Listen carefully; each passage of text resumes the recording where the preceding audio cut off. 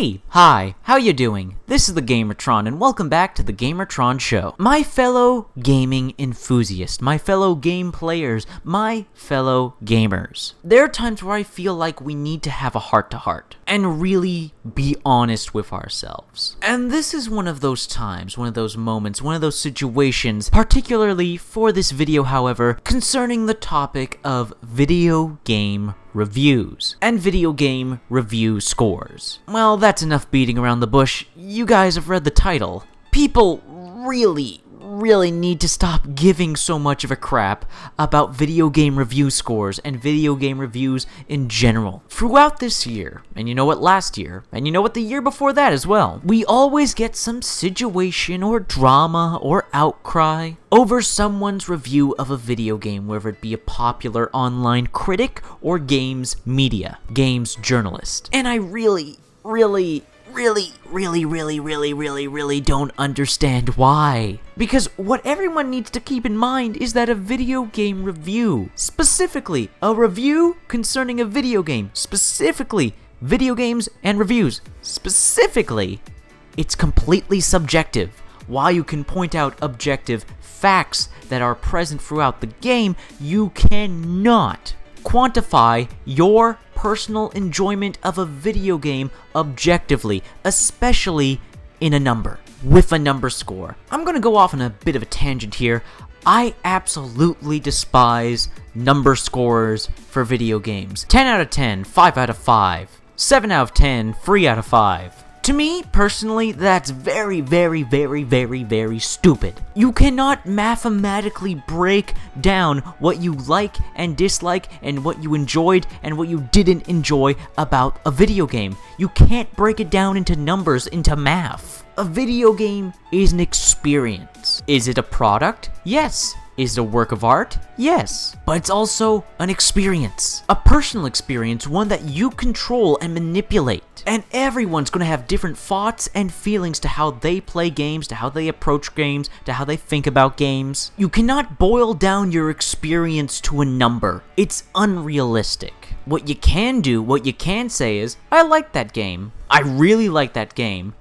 I enjoyed the game for what it was, but it's not something I would play for hours and hours on end. I didn't like that game that much. I hated that game. You express how you feel about a game through your feelings, through your emotions. You can't quantify that in a number. Now, do video games have objective quality? Yes. And I would think that objective quality would be obvious. A lack of bugs and glitches. Visuals, graphics that keep up with the times, with the standard of the year the game is being released in. Are the controls responsive? Basic quality control, basic quality checks, ticks, what you expect a video game of quality to have. Of course, there are certain games that get special privileges, especially when it comes to graphics. But for the most part, it's pretty obvious what a video game of quality has to live up to and what is expected. Now, there are a lot of gamers expecting objective, purely objective reviews from critics and games journalists, and that is an unrealistic expectation. Again, like I said earlier, you can't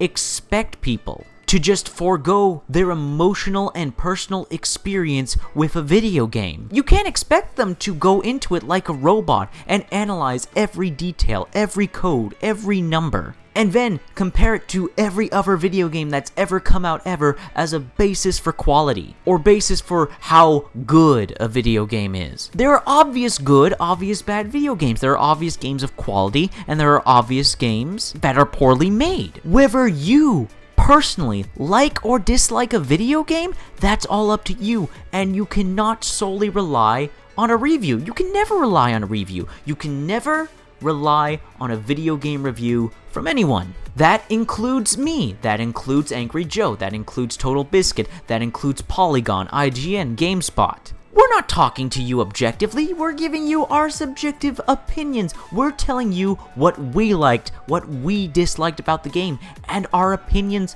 are not going to simultaneously align. For instance, Angry Joe didn't like the video game Evolve. I love Evolve. It's one of my favorite video games. IGN obviously loves all the Call of Duty video games, as they give the Call of Duty video games every year glowing reviews. I find the Call of Duty video games to be personally above average. I enjoy them for what they are, but you won't see me playing them for hundreds of hours. Every human being on planet Earth has different opinions, different perspectives, different ways going about examining, analyzing a video game. Stop expecting objective reviews from critics and games journalists, period. Instead of relying on the opinions of others, do your own research. Watch gameplay footage. Do you like what you see? Does it look fun to you? Then give it a try. If you like it, you like it. If you dislike it, you dislike it. Why not just rent the game to try it out? Or buy it, play it for an hour, test the waters, and if you're not 100% confident in it, refund the game. Or wait for a sale at cheap, low prices. Stop giving a damn so much about video game reviews, about reviews in general. All these ridiculous petitions to get reviews removed off Metacritic. It's ridiculous. It's an opinion. Why do you want to remove someone else's opinion on a video game? They either liked it, didn't like it, or were meh about it. What's the issue here? Yes, there are wrong opinions. For instance, saying Hitler was right?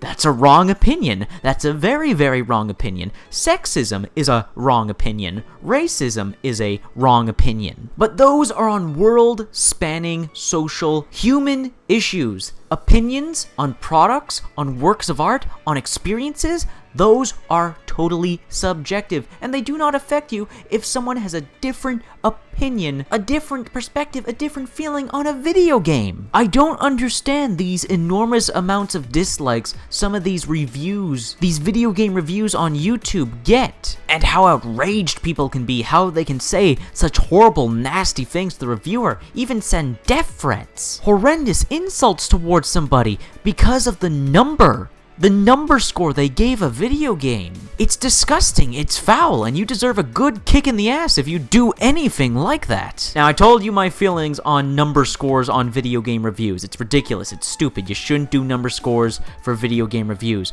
But, that being said, gamers also shouldn't give such a shit about what number some reviewer or critic or games journalist gives a video game. It's just their number. It's not your number. It's their number. It does not affect you. And believe it or not, it doesn't affect the video game. There have been video games that have gotten horrendous reviews. Extremely negative reviews. People telling other people, don't buy this game. Yet those games sell very well. And there are other video games that get glowing reviews and everyone praises the game, but the game doesn't even sell 100,000 copies. In the end, reviews do not dictate whether someone buys or doesn't buy a video game. It's you. You are the deciding factor. Someone else's opinion on a video game does not affect you. Your opinion on that video game is what should matter to you. Whether you buy or play a video game should be reliant on you, not someone else. But in the end, that is all just my opinion, and this has been a video. Let me know if you liked the video. If you liked the video in any way, shape, or form, please hit the like button. Hitting the like button helps you, helps me, helps everybody involved with the video. If you hit the like button, please leave a comment. What are your thoughts, feelings, and opinions on the topic of this video? Let me know your thoughts, feelings, and opinions in the comment section below. If you want to help out and support this video, then please share the video on social media, Twitter and Facebook. And if you want to help out and support me directly, then consider pledging and becoming a patron on my Patreon. Anyways, guys, that's been a video, and I will see you all later.